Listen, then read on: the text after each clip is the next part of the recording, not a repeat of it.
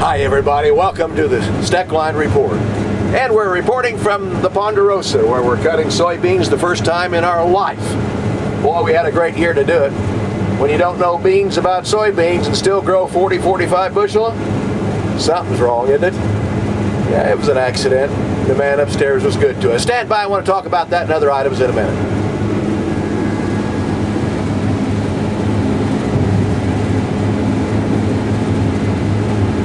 My grandfather came across the plains from Missouri in the 1860s and ran a hotel and stage stop here with livery stable, and it's been in the family ever since. We run probably about 100 cows here and 250 over at the other ranch. I'm sure there are other banks we could have dealt with, but they've been so friendly and know what the ups and downs are in the business. American Ag Credit is like a family for us for financial help.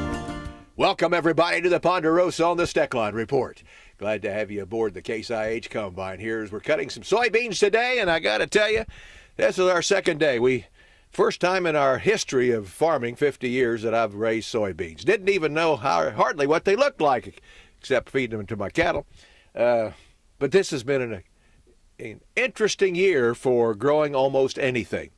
A guy that doesn't know beans about soybeans can still grow them when you have a year like this. And boy, I'm in the 40 bushel range here. Dry land after wheat that didn't materialize into any wheat crop. It was planted way too late by the former owner of this ground. But in any event, we planted soybeans early enough to get a nice stand, and it's working pretty good, folks. Hope we get it out before the rain comes, and boy, do we need rain. In the meantime, the old prices of these beans sure has plummeted. Thank goodness that I locked this in back a few weeks ago. And I think it pretty much points out a detailed information about marketing for us farmers. Folks, we've got our job filled out for us.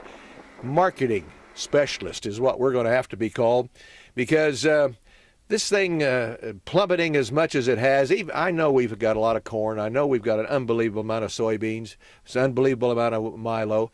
But we didn't last year. We have kind of normal to much less than normal crop years, and all of a sudden we have one that busts this market this much. The world situation isn't much better, isn't helping us either, because they've all produced pretty well too. But as you look at this old harvest right now, you know, we are behind in soybean and corn harvest for the average. We're about half cut compared to what we normally are, and but it doesn't make much difference. I don't think the freeze last week or so did any damage at all. But we do have some good news. After soybean futures hit all-time lows, it seems like, for the last, since 2010, it has rebounded some, and that's primarily because of the Chinese. They may import, they say, 76 million metric tons this year. Members of their delegation, the Chinese delegation, were in the U.S., with U.S. exporters on September 15th, and they bought 4.8 million tons in Milwaukee. And folks, that kind of got the light lit up to me that maybe we're at the low. There isn't anybody that can be any more shrewd buyers than Chinese. They do a great job of buying, seems like 90% of the time at the low, and maybe they are right. Let's hope so. In the meantime, farmers in Brazil may harvest 31.5 million hectares. That's up